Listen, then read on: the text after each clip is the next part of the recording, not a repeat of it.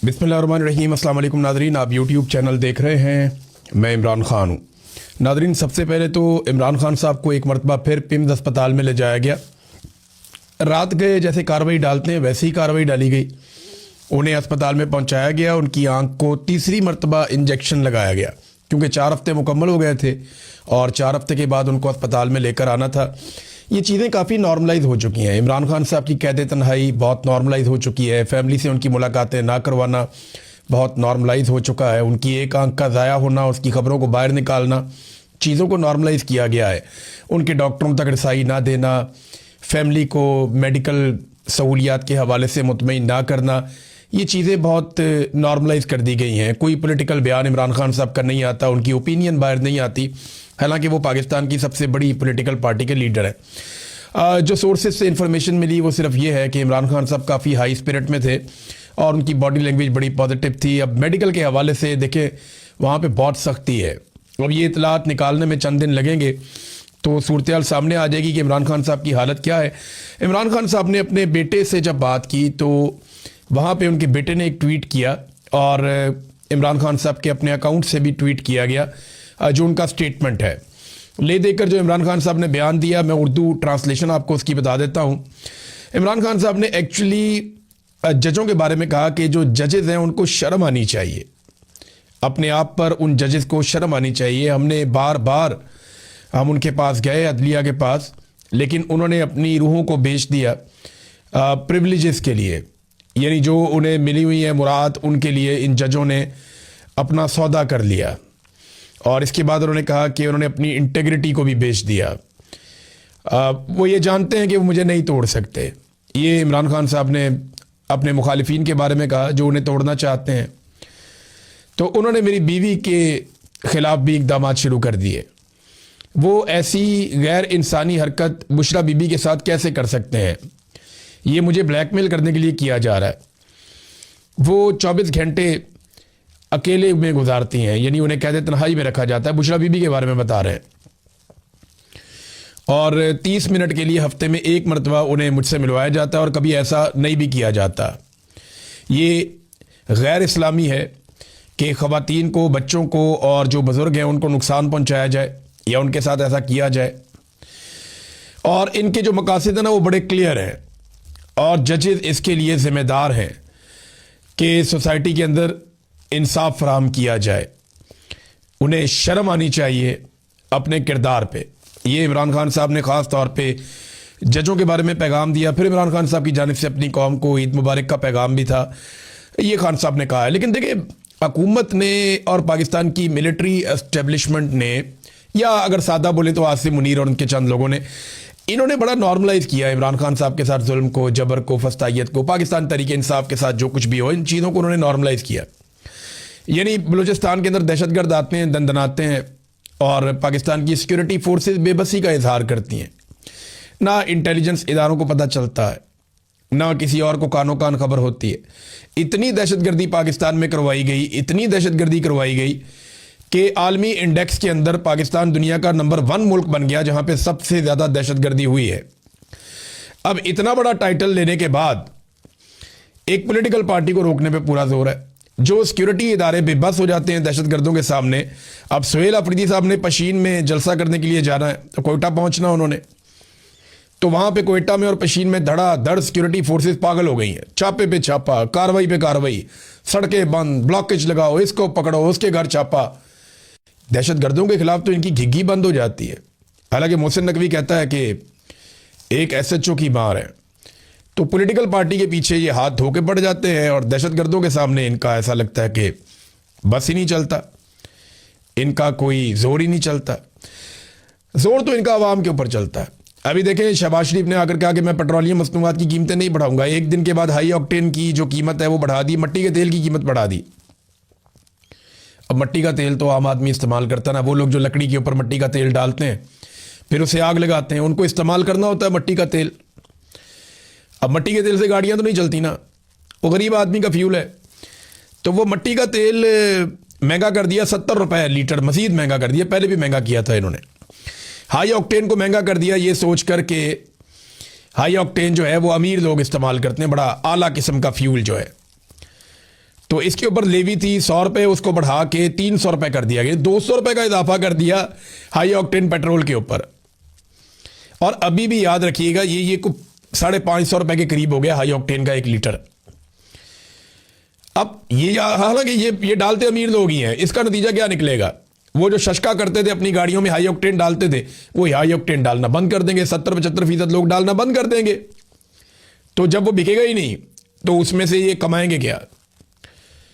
तो वो कहते गंजी नहाएगी क्या, नचोड़ेगी क्या? तो ये वही मामला है इनका। जब वो बिकना ही नहीं है तो उसमें से इन्होंने कमाना क्या है? जितना महंगा इन्होंने कर दिया, लोग दूसरा वाला डालेंगे या मिक्स करके डालेंगे, जैसा कि नॉर्मली लोग करते हैं पाकिस्तान में, पहले भी बचत करते हैं। है वैसे फ्यूल वो अमीर आदमी का है, लेकिन इतना जब आप बढ़ा देंगे ना तो वो भी दूसरे फ्यूल पे आ जाएगा। और अभी आप देखिएगा ये दूसरे फ्यूल की कीमत भी बढ़ाएंगे। ये इतने अच्छे नहीं है कि ये कौम का एहसास करे। जब इन्हें पता चलेगा कि इससे भी पैसा नहीं बन रहा तो ये एक और तरीके से पैसा बनाएंगे। हालात पाकिस्तान के ये हैं कि इस ईद पे जो ख़रीदारी हुई है, मैं कराची की बात कर रहा हूँ जहाँ सबसे ज़्यादा ख़रीदारी होती है ईद के मौके पर, वहाँ पे चेयरमैन ऑल कराची ताजर इत्तेहाद जो है, उनके चेयरमैन अतीक मीर, उन्होंने स्टेटमेंट जारी किया, जनाब पिछले साल की निस्बत मजीद 40% कम हो गई ख़रीदारी। पाकिस्तानियों की कुव्वत ख़रीद ही ख़त्म कर दी पाकिस्तान की एस्टेब्लिशमेंट ने अपने इन मुलाजमों के साथ मिलकर। आसिम मुनीर साहब ने अपने मुसल्लत किए हुए टोले के साथ मिलकर पाकिस्तानियों की कुव्वत ख़रीद ही ख़त्म कर दी। हालांकि जब ये आर्मी चीफ बने थे तो उसके बाद इन्होंने दावा किया था 1 साल में मईशत को ठीक कर देंगे। इनका काम नहीं था, ये दावा करना नहीं चाहिए था, लेकिन दावा किया था। आज 4था साल हो गया इनको, मईशत का सवा सत्यानाश हो गया। सरमायाकारी पाकिस्तान में करने को कोई तैयार नहीं है, लगातार नीचे की तरफ जा रही है। गुर्बत की लकीर से नीचे लोगों की तादाद बढ़ती चली जा रही है। आधा पाकिस्तान गरीब कर दिया, लोग बेरोजगार हो रहे हैं, महंगाई लगातार बढ़ती चली जा रही है, लोगों की कुव्वत खरीद कम हो रही है, लोग चीज़ें ही नहीं खरीद पा रहे। ये इन्होंने हालात कर दिए हैं। अच्छा, अब ना टाउट्स और कुछ जो दिहाड़ीदार तबका है वो अजीबोगरीब किस्म के स्टेटमेंट्स दे रहे हैं। वो कह रहे हैं जी क्योंकि गल्फ ममालिक में पाकिस्तानी काम करते हैं, तो क्योंकि बड़ी तादाद में पाकिस्तानी यहाँ पे गल्फ ममालिक में मौजूद हैं, लिहाजा हमें उनकी बात माननी पड़ेगी, हमें उनके साथ खड़ा होना पड़ेगा, हमें उनके साथ जंग में हिस्सा लेना पड़ेगा। अगर हम ये नहीं करेंगे ना तो हमारे लिए बड़ी मुश्किलात हो जाएंगी, वो पाकिस्तानियों को वापस पाकिस्तान भेज देंगे। खाला जी का वाड़ा है, क्या सिर्फ पाकिस्तानी काम करते हैं गल्फ ममालिक में? मैं बताता हूँ ये कौन सा झूठ है जो आपसे बोल रहे हैं और कौन सी बात है जो आपसे छुपा रहे हैं, और डेटा के साथ बताऊंगा। पहले ले लें सऊदी अरब को। सऊदी अरब में पाकिस्तानी कितने हैं जो काम करते हैं? 26,40,000। 26,40,000 पाकिस्तानी सऊदी अरब में काम करते हैं। बांग्लादेशी कितने हैं? 35 लाख। पाकिस्तानियों से भी 9 लाख ज़्यादा। भारतीय कितने हैं? 26,50,000। पाकिस्तानियों से भी 10,000 ज़्यादा। यानी बांग्लादेशी और भारतीय पाकिस्तानियों से ज़्यादा सऊदी अरब में काम करते हैं। अब आ जाएं आप UAE, यानी दुबई, शारजा, अबू धाबी, रासुल खैमा, यही है ना UAE। यहां पे 15 लाख पाकिस्तानी काम करते हैं। बांग्लादेशी यहां पे भी 10 लाख हैं, बहुत बड़ी तादाद है। और भारतीय यहां पे सबसे ज्यादा हैं, 43,60,000। अब आ जाएं कतर में, तीसरा इंपॉर्टेंट मुल्क यही है ना जहां पाकिस्तानी ज्यादा हैं। तो कतर में 3 लाख पाकिस्तानी हैं, 4,25,000 बांग्लादेशी हैं, वहां पे भी ज्यादा हैं, और 6,91,000 लगभग 7 लाख के करीब इंडियंस हैं। अब सवाल यह पैदा होता है कि हमें ही क्यों कहा जाता है कि आके हमारी लड़ाई लड़ो? बांग्लादेश को यह डर क्यों नहीं है कि उनके लोगों को वापस भिजवा दिया जाएगा अगर उन्होंने गल्फ ममालिक के लिए लड़ाई ना लड़ी? तो भारत को क्यों नहीं कहा जाता कि आपके लोगों को निकाल देंगे अगर आपने अपनी फौज लाकर ईरान को ना मारा? तो हमें क्यों कहा जाता है? सवाल है ना। भारत तो देखें तेल भी ले रहा है ईरान से, बांग्लादेश के भी उन्होंने ऑयल टैंकर्स छोड़े हैं, तो फिर उनके खिलाफ क्यों नहीं होता, हमारे खिलाफ क्यों होता है? तो मैं आपको बताता हूं। भारत जो भी काम करता है ना गल्फ ममालिक के साथ नकद में करता है। पाकिस्तानी जो है ना वो भीख मांगते हैं, हमारे हुक्मरान जो है वो कटोरा लेके पहुंच जाते हैं, हमारे हुक्मरान जो है वो उधार में तेल लेते हैं, हमारे हुक्मरान जो है वो अपनी इंटरनल सियासत में उनकी मुदाखलत करवाते हैं, ये उनके जरिए से अमेरिका से रब्ता करते हैं और उनको पाकिस्तान की सियासत के अंदर बार बार दावत देते हैं और वहां से फायदे उठाते हैं, उनके जरिए से डीलें करके पाकिस्तान से बाहर भागते हैं। तो जब आप किसी को दावत देंगे कि वो आपके घर के अंदर आके आपके घर के मामलात को देखे, तो फिर वो भी आपसे एक्सपेक्ट करेगा कि आप भी उसके मुताबिक चलें। ये हमने खुद दावत दी है अपनी खुद मुख्तारी के ऊपर। हमारे भाई हैं, ब्रदर, इस्लामी ममालिक हैं, हमारे सर आंखों पे हैं, लेकिन ये तरीकाकार नहीं होता इंटरनेशनल रिलेशंस का। बांग्लादेश को वो कुछ नहीं कह रहे, भारत को वो कुछ नहीं कह रहे, अफगानिस्तान को वो कुछ नहीं कह रहे, बाकी ममालिक को नहीं कह रहे। पाकिस्तान की क्यों मंजी ठुक जाती है कि जनाब आप आएंगे नहीं तो आपके बंदे निकाल देंगे, पाकिस्तानी सारे नहीं निकाल देंगे। पाकिस्तानी जो हैं वो बहुत बड़ा रोल प्ले करते हैं दुनिया में, जहां पे भी हैं काम करते हैं। अब मैं ये बातें कर रहा हूं ना, मेरे ऊपर एक और गद्दारी का पर्चा दे देंगे ये। हालांकि मैं आपको एक चीज सुनाता हूं। यहां पे अमेरिकी सहाफी हैं जैक्सन, इन्होंने क्या लिखा, और अमेरिका के अंदर रहते हैं। इन्होंने लिखा कि victory for Iran is a victory for humanity, कि ईरान की जीत इंसानियत की जीत है। ये शख्स अमेरिकी सहाफ़ी अमेरिका में रहता है और इसकी फैमिली भी अमेरिका में रहती है। ना इसका कोई घर जलाएगा, ना इसके ऊपर कोई मुकदमा डालेगा, ना इसको जबरी तौर पे अमेरिकी फ़ौज लापता करेगी, ना पेंटागन की आईएसआई जो है या उनकी जो सीआईए है वो इसको लापता करके टॉर्चर का निशाना बनाएगी, ना इससे अगवा राय बयान करवाया जाएगा, ना इसके माँ बाप को हरासा किया जाएगा, ना इसके बच्चों का स्कूल जाते हुए पीछा किया जाएगा, ना इसकी बीवी को पिस्तौल दिखाए जाएंगे किसी बेशरम के हाथ के अंदर पकड़े हुए। तो ये सारे काम नहीं किए जाएंगे इसके साथ। ना इसकी छत के ऊपर ड्रोन उड़ाएंगे, ना इसके घरों को तबाह करेंगे, ना इसके घर के मीटर काटे जाएंगे, ना इसके खानदान के कारोबार बंद किए, कुछ भी नहीं होगा। आप देखें वो अमेरिका में रहता है, उसको कितनी आज़ादी है, उसने बात की है, वो सुपर पावर है, दुनिया की सबसे ताकतवर फौज है। अब पाकिस्तानी फौज तो अमेरिकी फौज के सामने कुछ नहीं है ना। अस्करी किबला हमारी फौज का पेंटागन है, उसको हमने कभी ना नहीं किया, वो इतने ताकतवर है। वो एक सहाफ़ी को कुछ नहीं कह पा रहे और हम यहाँ पे जरा सा कोई बोले उसको निशाने इबरत बना देते हैं। कोई भी हो, ईमान मजारी जैसी ह्यूमन राइट्स एक्टिविस्ट हमसे बर्दाश्त नहीं हुई, पकड़ के उसको भी जेल में डाल दिया। एक खातून है, प्रेग्नेंट है, कितनी जुल्म की बात है। वो सिर्फ बेसहारा का सहारा बनती है और क्या करती है, और तो उसने कुछ नहीं कहा था। नादरीन, ईरान ने कुछ चीज़ें बताई हैं। एक तो उन्होंने कहा कि अगर हम चाहते तो डेमुना का जो इनका एटमी प्लांट है या जो तनसीबात हैं इसराइल की, उन्हें हम मुकम्मल तौर पे तबाह कर सकते थे। ये बात उन्होंने की। जो जौहरी प्लांट है वहाँ पे इसराइल का डेमुना में, उसको मुकम्मल तौर पे तबाह कर सकते थे, लेकिन ये सिर्फ एक वार्निंग वाला मिसाइल था जो मारा गया है कुछ फासले पर। इसमें कोई नुकसान हुआ है इसराइल का, बहुत बड़े पैमाने पे हुआ है, बहुत सारे लोग वहाँ पे ज़ख्मी हुए, मारे गए, अस्पतालों में पहुँच गए, बड़ी तबाही हुई है। लेकिन ईरान ने कहा कि अगर हम चाहते तो जौहरी तनसीबात पे भी मार सकते थे, लेकिन अगर हमारी पुरअमन जौहरी तनसीबात पर दोबारा हमला किया गया तो डेबूना को तबाह कर दिया जाएगा। ये वार्निंग एक मरतबा फिर ईरान ने जारी कर दी है। नाज़रीन, आबनाए हुर्मुज़ को खुलवाने के लिए इस वक्त बड़े पैमाने पर कोशिशें शुरू हो गई हैं, और ये कोशिशें यूरोपीय यूनियन के नुमाइंदों की जानिब से की जा रही हैं। खलीजी ममालिक भी इसमें हिस्सा ले रहे हैं और बड़ी तेज़ी से अब कोशिश की जा रही है कि आबनाए हुर्मुज़ को लड़ाई की बजाय बातचीत से खुलवा दिया जाए। यूरोपीय यूनियन खारजा पॉलिसी चीफ जो है, उन्होंने ईरानी वज़ीर खारजा से रब्ता भी किया इस बारे में। तुर्की, कतर और जनूबी कोरिया के हम मनसूबों से भी इस पे बातचीत की गई है और सफारती हल तलाश करने की कोशिश की जा रही है। और ये भी कोशिश की जा रही है कि जो तवानाई के बुनियादी ढांचे हैं, जहाँ जहाँ पे तवानाई के सोर्सेज मौजूद हैं ईरान में या खलीजी ममालिक में, उनको बिल्कुल भी टारगेट ना किया जाए। लेकिन इसराइल ने और अमेरिका ने यह पहले किया है। अब इसके ऊपर जो जवाब है ना, वो बड़ा इंटरेस्टिंग है। जवाब आया है जनाब ईरान की जानिब से भी। सबसे पहले तो जो सदर का जवाब है वो ये है, वो कहते हैं आबनाए हुर्मुज़ सबके लिए खुली हुई है सवाए उनके जो हमारी सरजमीन की खिलाफ वर्जी करेंगे। यानी यहां से आप अपने जहाज ले जा सकते हैं। इन्होंने शर्त रखी हुई है कि आप वो करेंसी में पैसा दें और आप ले जाएं। अमेरिका क्योंकि हम पे हमला आवर है तो हम उसकी करेंसी में नहीं होने देंगे। एक तो इन्होंने ये भी शर्त रखी हुई है। तो वो कह रहे हैं सबके लिए खुला है, जो लेके जाना चाहता है ले जाते हैं यहां से, लेकिन शराइत के मुताबिक।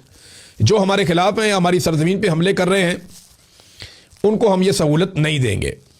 इसके अलावा जो ईरानी वज़ीर ख़ारजा है, उन्होंने कहा जी आबनाए हुर्मुज़ की जो बंदिश है उसका जिम्मेदार ईरान नहीं है, उसका जिम्मेदार अमेरिका और इसराइल है। वो रिस्पॉन्सिबल है क्योंकि उन्होंने वादा खिलाफी की और हमारे साथ लड़ाई की है। अब अगर पावर प्लांट्स के ऊपर अटैक किए गए, यानी ये अमेरिका ने धमकी दी है ना कि अब वो अटैक कर देंगे। देखें, जो 48 घंटे उन्होंने दिए थे उसमें से लगभग 30 घंटे गुजर गए हैं, कोई 18-16 घंटे बाकी रह गए हैं। अभी जब आप ये सुन रहे होंगे वीलॉग तो और टाइम गुजर गया होगा।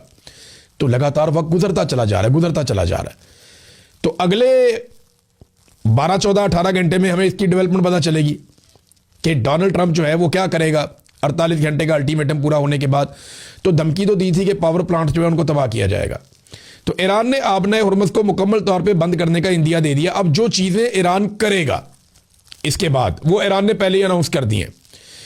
उन्होंने कहा कि अगर हमें दीवार के साथ लगाया गया या हमारी जौहरी तनसीबात या बिजली घरों के ऊपर अटैक किए गए तो हम जवाब कैसे देंगे। ब्रिगेडियर जनरल इब्राहिम जुल्फिकारी ने इसके ऊपर स्टेटमेंट जारी किया है, जो तर्जुमान है ईरान की अफवाज के फोर्सेस के। उन्होंने कहा जी कि हम वो नहीं थे जिन्होंने जंग शुरू की और अब भी हम जंग शुरू नहीं करेंगे, लेकिन अगर दुश्मन हमारे बिजली घरों को नुकसान पहुंचाता है तो हम अपने मुल्क और अपनी कौम के मफादात की खातिर दिफा के लिए जो कुछ भी जरूरी होगा वो करेंगे। नंबर 1, अब वो बता रहे हैं क्या क्या करेंगे। नंबर 1, आबनाए हुर्मुज़ को मुकम्मल तौर पे बंद कर दिया जाएगा और जब तक हमारे तबाहशुदा बिजली घर दोबारा तामीर नहीं हो जाते इसे फिर नहीं खोला जाएगा। ये तो बहुत बड़ी बात उन्होंने की। 2, सेहूनी रजीम के तमाम बिजली घर, तवानाई के ढांचे और इंफॉर्मेशन टेक्नोलॉजी को वसी पैमाने पर निशाना बनाया जाएगा, यानी इसराइल का तो बेड़ा गर्क कर देंगे वो कह रहे हैं। नंबर 3, खित्ते में अमरीकी शेयर होल्डर्स वाली तमाम इस तरह की कंपनियां मुकम्मल तौर पे तबाह कर दी जाएंगी, यानी जहां जहां पे अमेरिकन काम करते हैं उनके शेयर्स हैं, उनका पैसा जिन जिन कंपनियों के अंदर, उनको हम तबाह कर देंगे। फिर 4, उन्होंने कहा जी कि अमरीकी अड्डों की मेज़बानी करने वाले इलाकाई ममालिक के बिजली घर हमारे जायज़ अहदाफ होंगे, यानी जो ममालिक, जिन ममालिक से अमेरिका अटैक करेगा हमारे ऊपर, उन ममालिक के जो बिजली घर है वो भी हमारा जायज़ हदफ होंगे, उनके ऊपर भी हम अटैक कर सकते हैं। ये जनाब ईरान की जानिब से वार्निंग जारी की गई। एक ना बड़ी इंपॉर्टेंट चीज़ है, इस वार्निंग के बाद कुछ नक्शे और तस्वीर सामने आ रही हैं, लेकिन ये तस्वीर और नक्शे मैं आपको दिखाऊं इससे पहले मैं आपको बताता हूं कि ये जो खलीजी ममालिक है ना, यहाँ पे पूरी दुनिया में पानी की सबसे ज़्यादा किल्लत है। अफ्रीका में भी पानी मौजूद है, यूरोप में भी पानी मौजूद है, अमेरिका में हर बड़े आज़म पे पानी है, लेकिन यहाँ पे बड़ी किल्लत है। बहुत बड़े बड़े सहरा हैं, बहुत कम बारिश होती है, तकरीबन ना होने के बराबर दरिया हैं यहाँ पे। तो इन ममालिक के पास कुदरती मीठे पानी के वसाइल इंतहाई महदूद हैं। तो यहाँ पे क्या किया गया है, डीसैलिनेशन प्लांट्स लगाए गए हैं जिसमें समुद्री पानी को लाखों अफराद के लिए पीने के काबिल बनाया जाता है। ये सऊदी अरब में 70% पीने का पानी जो है वो इसी तरह हासिल किया जाता है। ओमान में, कुवैत में, यूएई में, इन सारी जगहों के ऊपर समंदर के पानी को डीसैलिनेशन प्लांट्स के जरिए से करामत बनाया जाता है। अब इनको तबाह किया जा सकता है और इनको नुकसान पहुंचाया जा सकता है ईरान की जानिब से। यह है जनाब बड़ी खबर। अब ये हैकिंग ग्रुप हंसला ने इस खित्ते में इसराइल के पानी और बिजली के इंफ्रास्ट्रक्चर के तमाम नक्शे शाया कर दिए हैं। ये ना सिर्फ इन्होंने नक्शे जारी किए हैं, बल्कि इन्होंने ये बताया कि कहां कहां पे कौन कौन सी साइट्स मौजूद हैं और ईरान ये जानता है कि किसको कैसे कहां टारगेट करना है। अब ये एक और जगह पे आप देखें, ये ईरान की जानिब से तस्वीर जारी की गई हैं कि ट्रंप ने ईरान के तवानाई और पानी के ढांचे पर हमला किया तो उर्दन, सऊदी अरब, कुवैत, मुत्तहिदा अरब अमारात, बहरीन और कतर में तवानाई और पानी के प्लांट्स मुमकिन हदफ हो सकते हैं, दावा किया जा रहा है। अभी ईरान की जानिब से हुकूमती सतह पे नहीं है, लेकिन ये तस्वीर अब हर तरफ गर्दिश कर रही है कि कौन कौन सी जगह कहाँ पे है जहाँ पे अटैक किया जा सकता है। नाज़रीन, इसके ऊपर ना लड़ाई जब से हुई है, मैं पहली मरतबा आपको अब मौक़िफ़ देने लगा हूँ हमास का। ये बड़ा इंपॉर्टेंट होगा हमास का मौक़िफ़, क्योंकि सबसे ज़्यादा जो मजलूम है वो तो फ़लस्तीनी है जो गाज़ा के रहने वाले हैं, उनके साथ बहुत जुल्म हुआ। हालांकि अब इसराइल ये चाहता है मामला लेकर जाए यूनाइटेड नेशन में और वहाँ जाके ये कहा जाए जनाब ईरान जो है क्लस्टर बम मार रहा है जिसकी इजाज़त नहीं, हालांकि इसराइल खुद फास्फोरस बम मार रहा है जिसकी बिल्कुल ही इजाज़त नहीं है। और जो यानी इंसानी हकूक़ की बात पूरी दुनिया में कोई भी कर सकता है, कोई भी पूरी दुनिया में इंसानी हकूक़ की बात कर सकता है, इसराइल नहीं कर सकता। जैसा कि पाकिस्तान में पाकिस्तान की मिलिट्री एस्टेब्लिशमेंट इंसानी हकूक़ की बात कभी भी नहीं कर सकती, जैसी उन्होंने तबाही फेरी है। जैसा कि नवाज शरीफ और जरदारी करप्शन के खिलाफ कभी भी बात नहीं कर सकते जो उन्होंने तबाही फेरी है, इसी तरह इसराइल इंसानी हकूक़ की बात नहीं कर सकता। तो हमास ने कहा कि ईरान पूरे मुस्लिम उम्मा के लिए दिफाई लाइन है।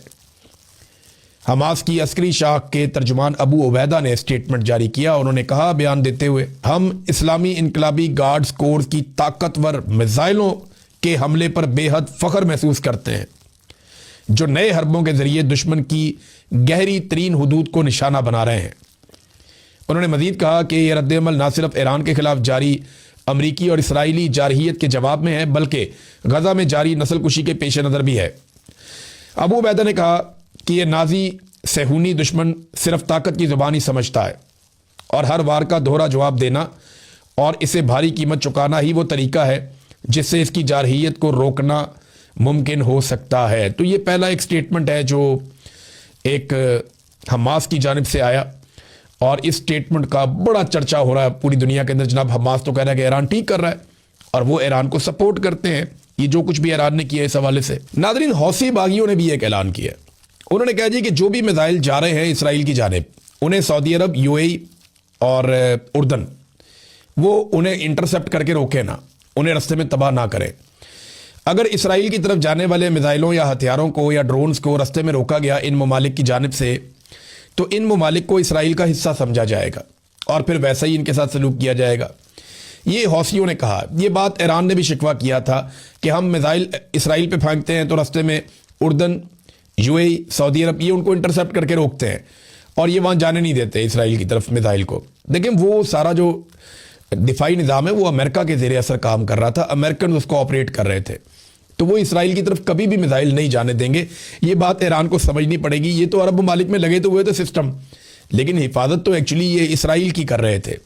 नादरीन, आखिर में मैं एक चीज़ अर्ज़ करना चाहता हूँ कि आज खैबर पख्तूनख्वा में 10 लाख पौधे लगाने का दावा किया गया कि वो लगाएंगे, सरकारी वसाइल से वो लगा रहे हैं मुख्तलिफ जगहों पर।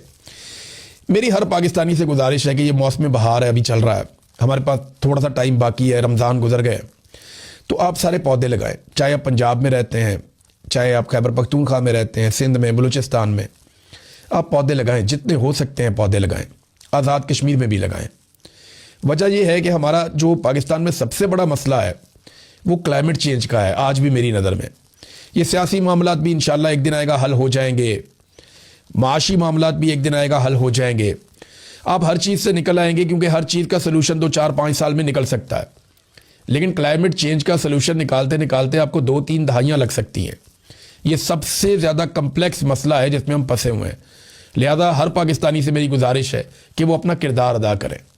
ये बहुत लंबा मामला है और बहुत दूर तक इस पर काम करने की ज़रूरत है। हुकूमतों को होश करने की ज़रूरत है, लेकिन उनकी तवज्जो ही नहीं है, अय्याशियों से उनको फुर्सत ही नहीं है।